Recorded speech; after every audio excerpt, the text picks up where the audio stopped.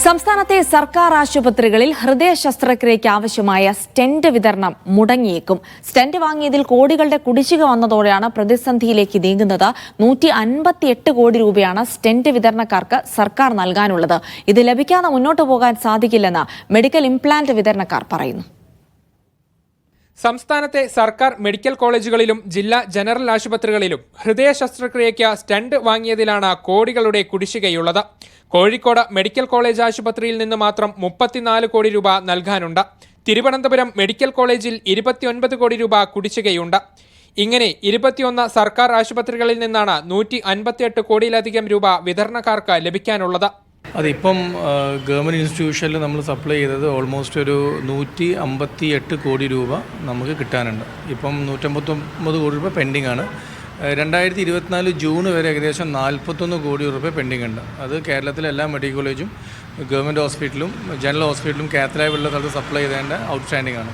ഭീമമായ തുക കുടിശ്ശിക വന്നതോടെ സ്റ്റെന്റ് വിതരണം തുടരാൻ പറ്റാത്ത സാഹചര്യത്തിലാണ് മെഡിക്കൽ ഇംപ്ലാന്റ് വിതരണക്കാർ. ഇതോടെ സാധാരണക്കാർ ആശ്രയിക്കുന്ന സംസ്ഥാനത്തെ സർക്കാർ ആശുപത്രികളിലെ ഹൃദയ ശസ്ത്രക്രിയകൾ അനിശ്ചിതത്വത്തിലായേക്കും. ഇത്ര ഹ്യൂജ് ഔട്ട്സ്റ്റാൻഡിങ് ഇത്ര മോർ ദാൻ 1 ഇയർ വരികയാണെങ്കിൽ നമുക്കിത് മുന്നോട്ട് കൊണ്ടുപോകാൻ ബുദ്ധിമുട്ടാണ്. കാരണം എല്ലാവരും നമ്മൾ ബാങ്കിൽ നിന്ന് ലോണും ഫണ്ട് അറേഞ്ച് ചെയ്ത് ചെയ്യുന്നത്. പക്ഷേ ഇത്ര ലോങ് ഔട്ട്സ്റ്റാൻഡിങ് ഹ്യൂജ് എമൗണ്ടിൽ നമ്മൾ മാനേജ് ചെയ്യാൻ വലിയ ബുദ്ധിമുട്ടാണ്. സ്റ്റെന്റ് വിതരണക്കാരുടെ സംഘടനയായ CDMID വിഷയം ചൂണ്ടിക്കാട്ടി ആരോഗ്യമന്ത്രിക്ക് കത്ത് നൽകാൻ ഒരുങ്ങുകയാണ്. ഇതിൽ അനുകൂല നടപടിയില്ലെങ്കിൽ തുടർ തീരുമാനങ്ങൾ ഉണ്ടാകുമെന്ന് സംഘടന അറിയിച്ചു. 2 വർഷം മുൻപ് സമാനമായി കുടിശ്ശിക ലഭിക്കാതെ സ്റ്റെന്റ് വിതരണം നിർത്തിവെച്ചിരുന്നു. പല സർക്കാർ ആശുപത്രികളിലും ഇതോടെ ശസ്ത്രക്രിയയും മുടങ്ങി. ഹൃദയ ശസ്ത്രക്രിയയ്ക്ക് ആവശ്യമായ സ്റ്റെന്റ് നിർമ്മിക്കുന്ന കമ്പനികൾ വിതരണക്കാർക്ക് കുടിശ്ശിക നൽകാൻ തയ്യാറല്ല.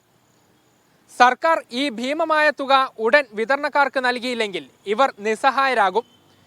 ഇതോടെ സർക്കാർ ആശുപത്രികളിലേക്കുള്ള സ്റ്റെന്റ് വിതരണം നിലയ്ക്കും. ഇരകളാകുന്നത് സർക്കാർ ആശുപത്രികളെ മാത്രം ആശ്രയിക്കുന്ന സാധാരണക്കാരായ ജനങ്ങളായിരിക്കും. നന്ദഗോപാൽ, മീഡിയ 1, കോഴിക്കോട്.